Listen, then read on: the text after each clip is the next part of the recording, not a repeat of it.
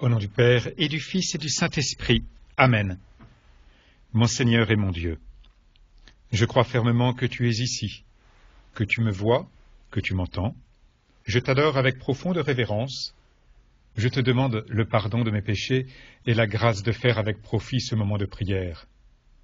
Ma Mère Immaculée, Saint Joseph, mon Père et Seigneur, toi que nous honorons particulièrement cette année, mon ange gardien, intercédez pour moi. L'autre jour, alors qu'il pleuvait, je croise dans la rue une paroissienne. Elle a son masque sur son visage, elle a sa capuche sur sa tête, et entre le capuche et le masque, je ne la reconnais pas. Elle me salue pourtant, et à cette salutation, je la reconnais, dans sa voix, sa manière de me saluer.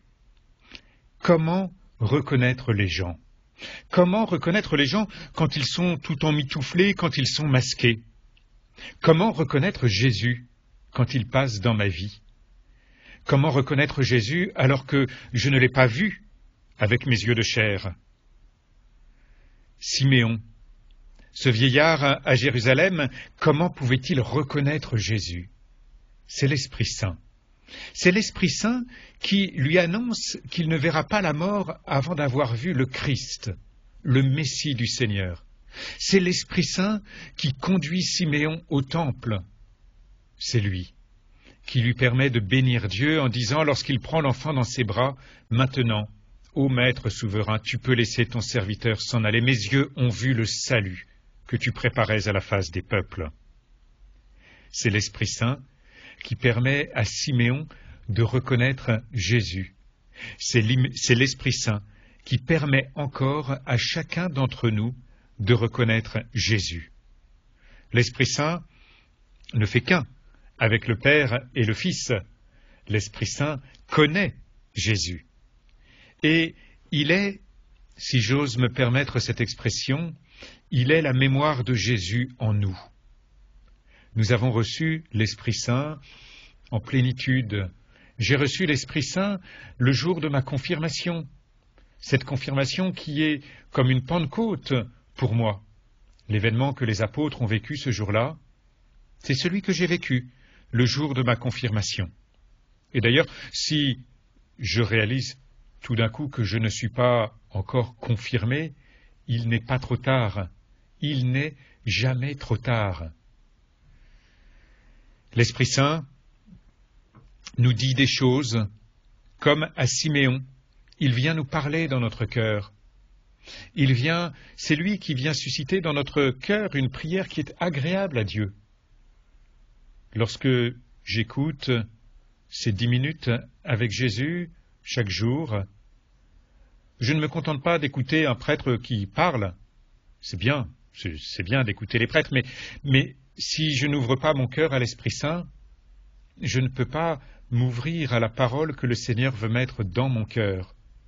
Cette parole qui est unique. Ce n'est pas la même parole qu'il veut adresser à peut-être une autre personne qui vit sous le même toit que moi, mon frère, ma sœur, et qui lui aussi écoute dans le secret de sa chambre ces 10 minutes avec Jésus. Lui ne recevra pas la même parole si lui et moi, nous nous mettons à l'écoute de l'Esprit Saint pour écouter cette parole unique que le Seigneur veut dire à chacun. L'Esprit Saint, donc, me dit bien des choses. L'Esprit Saint me pousse à aller vers Jésus. Comme Siméon qui est amené à aller vers le temple, à se mettre en route. Eh bien, l'Esprit Saint, lui aussi, me pousse à aller découvrir la présence de Jésus, à le reconnaître.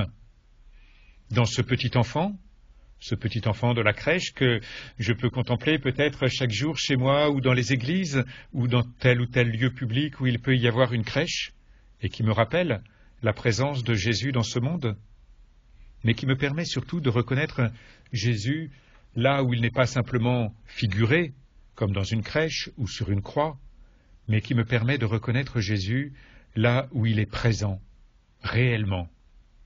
Dans l'Eucharistie, bien sûr, présence réelle, vraie et substantielle. C'est l'Esprit Saint qui me fait reconnaître dans ce petit morceau de pain la présence du Verbe de Dieu fait chair, Jésus-Christ, lui qui a marché sur ces routes de Judée il y a 2000 ans, lui qui est mon Seigneur et mon Dieu, c'est lui qui est là. Mes yeux de chair ne peuvent pas le reconnaître, comme s'il était masqué, non pas simplement derrière ces masques qui nous cachent le visage, mais derrière ces apparences, du pain, du vin. L'Esprit Saint me fait dépasser ces apparences. Il m'amène au cœur, à la réalité.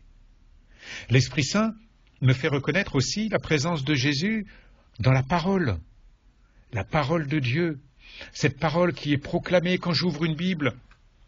Je peux lire un texte, très beau, très bien. Et puis, si je me mets à l'écoute de l'Esprit Saint, celui qui a permis que la parole se fasse écriture, je peux à partir de l'écriture entendre la parole que Dieu m'adresse. Acclamons la parole de Dieu. Louange à toi, Seigneur Jésus, répondons-nous, animés par l'Esprit Saint qui nous fait reconnaître dans la parole de Dieu la présence de Jésus, qui nous fait, à la fin de l'Évangile, nous adresser directement à lui. Louange à toi, Seigneur Jésus. Comment reconnaître le Seigneur Jésus dans l'Évangile proclamé si nous ne laissons pas l'Esprit Saint agir dans notre cœur? L'Esprit Saint me pousse à aller vers Jésus présent dans l'Eucharistie. L'Esprit Saint me pousse à aller vers Jésus présent dans sa parole. L'Esprit Saint me pousse à aller vers Jésus présent dans les pauvres. Tout ce que vous avez fait au plus petit d'entre les miens, dit Jésus, c'est à moi que vous l'avez fait. Jésus est là, auprès du plus petit, dans le plus pauvre. C'est l'Esprit Saint qui vient me révéler sa présence et qui me pousse à agir selon la volonté de Dieu. Que tout se passe pour moi selon ta parole, dit la Vierge, qui est déjà animée par la puissance de l'Esprit Saint. Il nous faut donc nous ouvrir à l'Esprit Saint. Il me faut m'ouvrir toujours davantage à lui, me laisser conduire par lui, puisque l'Esprit nous fait vivre, dit saint Paul, laissons-nous conduire par l'Esprit. C'est ce que Siméon fait. Il se laisse conduire par l'Esprit. L'Esprit Saint était sur lui, nous dit l'Évangile, sous l'action de l'Esprit, Siméon vint au temple.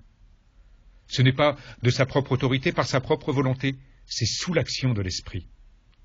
Nous aussi, moi aussi, il me faut donner les clés, les commandes de ma vie à l'Esprit Saint, pour qu'il me conduise vers Jésus, en ce monde, déjà, et bien sûr, dans la vie éternelle où le Seigneur nous attend le moment venu. Écouter l'Esprit Saint, c'est l'écouter pendant ces 10 minutes avec Jésus, bien sûr, mais pas seulement. Toute ma vie, je suis appelé à placer toute ma vie sous le regard de l'Esprit Saint, me laisser conduire par lui. Ô Esprit Saint, toi qui es venu sur la Vierge Marie, l'Esprit Saint viendra sur toi, lui a dit l'ange Gabriel, viens en moi, parle-moi, comme tu as parlé à Siméon, conduis-moi à Jésus, fais-moi reconnaître Jésus dans ce monde, dans l'Eucharistie, dans la parole, dans les plus pauvres, et peut-être ici ou là. Permets-moi, derrière tous les masques, de reconnaître la présence de Jésus dans mes frères. Je te remercie, ô mon Dieu, des bonnes résolutions, des inspirations et des actes d'amour que tu m'as communiqués dans cette méditation. Je te demande de m'aider à les mettre en pratique. Ma Mère Immaculée, Saint Joseph, mon Père et Seigneur, toi que nous honorons cette année, mon ange gardien, intercédez pour moi.